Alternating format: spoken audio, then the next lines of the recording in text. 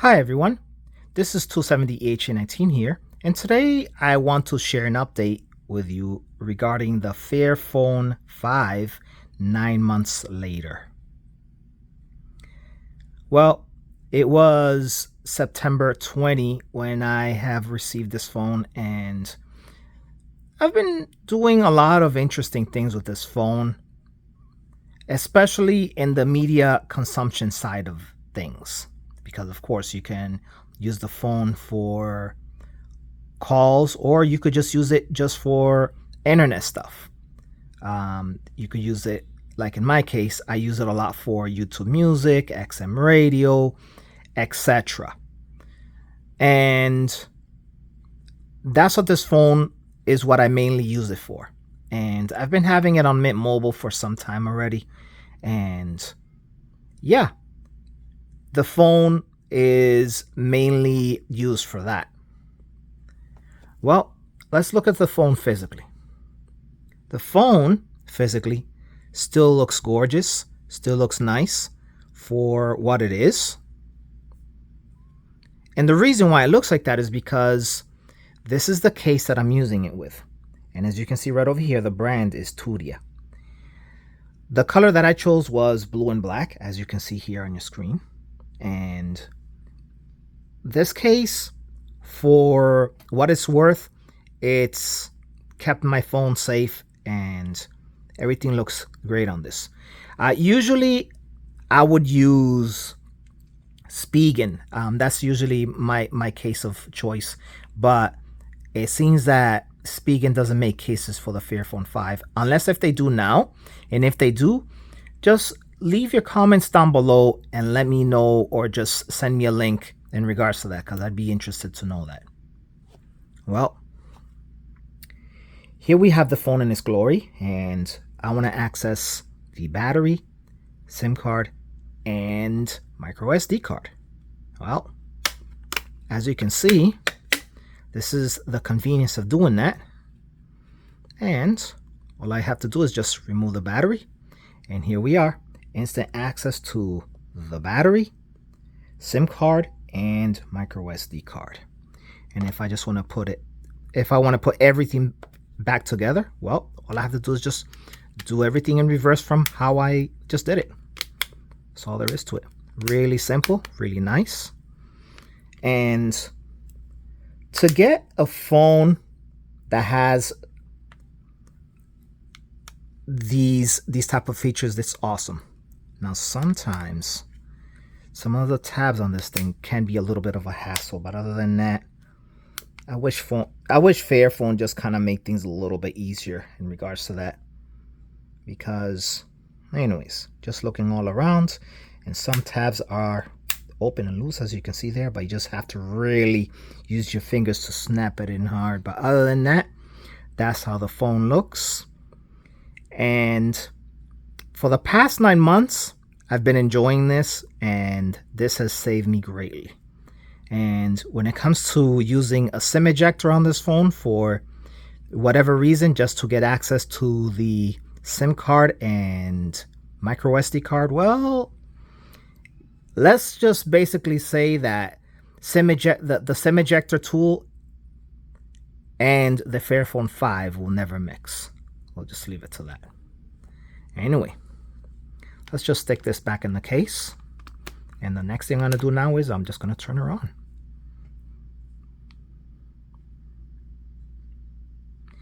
One thing I love about this phone that I see that comes second after the Google Pixel phones, this boots up quickly.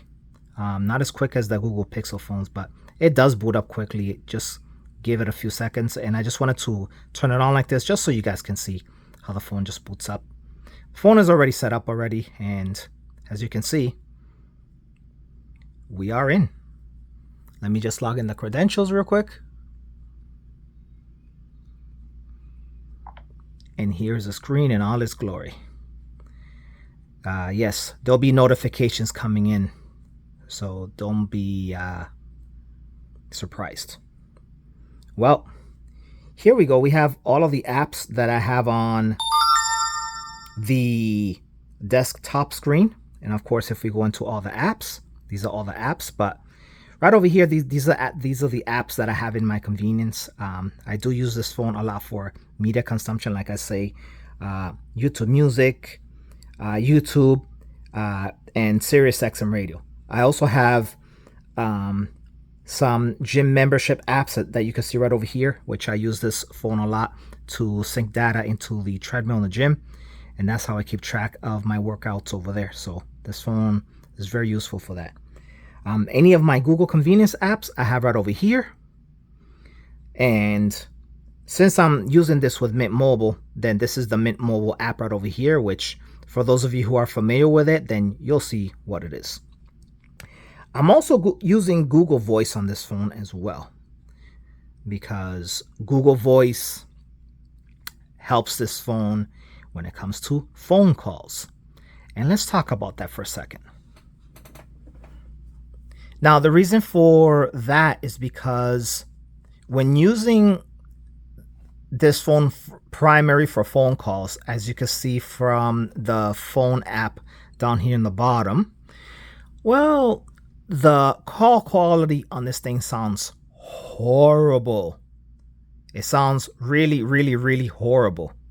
And that's one thing that I find really frustrating from this phone, especially for what I bought it with and for the price that I paid for it. You know, I mean, yeah, to be honest, for the price that I paid for on this phone, the phone call quality on it, oh my God. I see, in all honesty, that it's not worth paying over $800 for this phone, really. But for all else, when using the streaming apps that I had mentioned in the past or earlier in this message, these three apps right over here, this phone does great when it comes to that. I've used the phone with Google Voice, and it does great with that as well. And like it is, the gym membership apps that I have right over here, the phone functions awesome. It's just that the phone call quality is just horrible on this thing, really horrible. At times I would call my mom and she would have a really hard time understanding me when I use this phone with a main phone app. So that's why I have Google Voice installed on it. However, the screen looks really, really, really nice. For what it is, it looks really nice. I love the colors of the screen on this phone, which is really, really, really nice. Right. Let's talk about the updates on this phone. From what you saw a few seconds ago, this phone, I did an update on it 4 days ago. And as you can see, that's the update number right there. So make sure that your phone updates to the June 2024, or should I say the 5th of June 2024 security patch. So yeah, quite interesting. When I got the phone, the security patches would update like at least a month behind. So I mean, we're still in the 30th of June, and so far they seem to be doing pretty good catching up to their security patches, which I love. Really, really, really love that. Well, here's another thing too. Let's talk about the warranty. The warranty on this phone, this is something that I noticed that Fairphone does, whereas I'm sure other major companies such as Samsung and Google would actually provide at least 1 year warranty with their phones. But look at this. In my case, it was from September 12, 2023, all the way to September 12, 2028.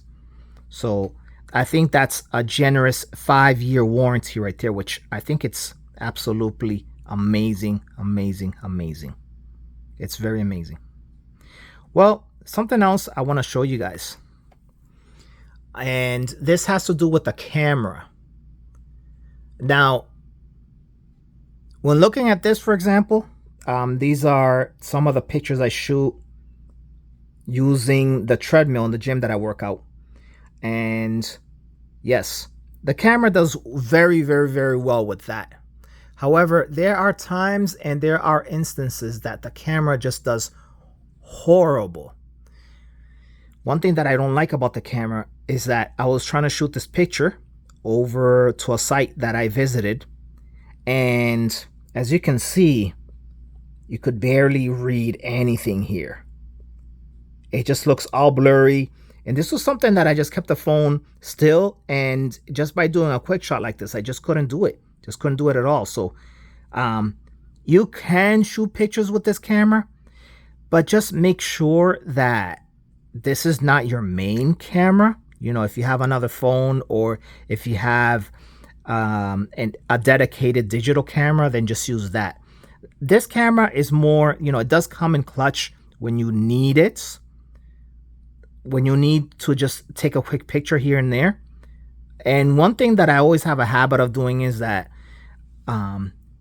I always shoot more than one photos.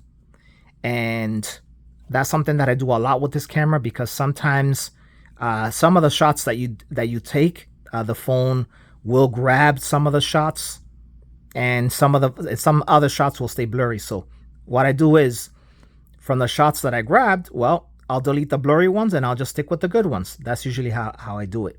But the last picture that you saw there was just an example that if you shoot a quick picture with this phone, don't expect any quick pictures that you shoot with it to be something that's going to come out clear. So the camera is mediocre, but can you get good pictures? Yes, you can. But there are instances like what I just said earlier, that when you want to take a quick snapshot of something, if you're in a rush, oh no, this camera is horrible when it comes to taking quick snapshots whenever you're in a rush doing something. So yeah, other than that, the phone is snappy. It really is snappy. So let's say if I open up, well, let me just go into a website here real quick. If we just open up the browser, for example, and let me see. If I do that, and let's say I just want to go home, and with that, I mean, I could still browse the web browser as it is, and it is snappy. It definitely is snappy. But I'm trying not to put too much here on this video, because some of the stuff that maybe I might just put on this phone, YouTube may not like, and other people may not like either. But aside from that, I do use this phone when it comes to YouTube Music at times. Sometimes when I travel to the bus or walking, for example, use this phone a lot with Bluetooth. And one of the things I love about this phone, the way things are set up, is that, for example, NFC, as you can see right over here, this is what I use with the gym treadmill. So this is what I love about this phone, is that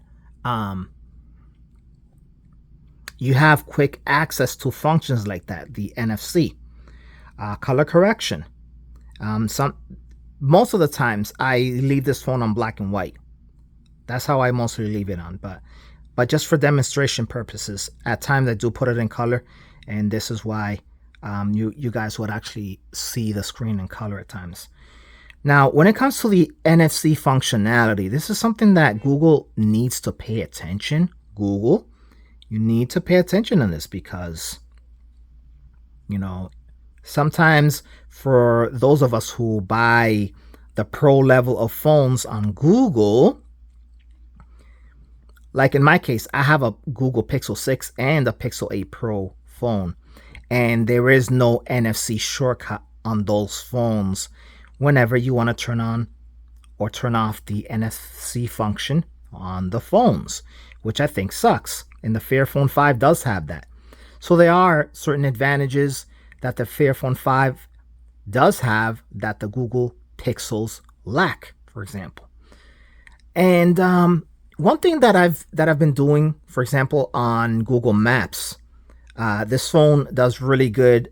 Let's say if I need to If I need to activate Google Maps and I activate the timeline, this phone tracks pretty good the places that you go to, and it does it in seconds. And the Google Pixels, they will lack doing that. And what's interesting enough is that Google, who makes Google Maps, and they have their own assortment of phones, they're slower than the Fairphone 5 for some crazy reason, which I don't understand why.